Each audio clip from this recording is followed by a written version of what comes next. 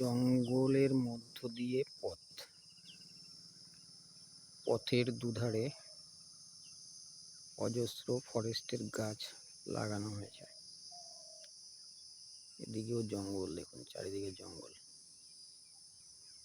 লোকজন খুব কম চলে রাস্তাতে, বা কমই দেখা যাচ্ছে। যাই হোক, আজকে এই জঙ্গলের মধ্য দিয়েই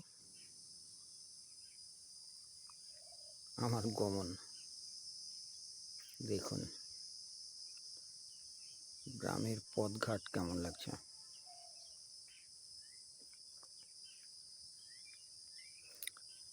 তবে যাই হোক না কেন, জায়গাগুলো কৃষিকাজের জন্য খুবই উপযুক্ত। যেদিকে ধান লাগানো হয়েছিল কেটে নেওয়া হয়েছে, কিছুটা ধান এখনো আছে। এদিকেও ধান লাগানো হয়েছিল, কেটে নেওয়া হয়েছে।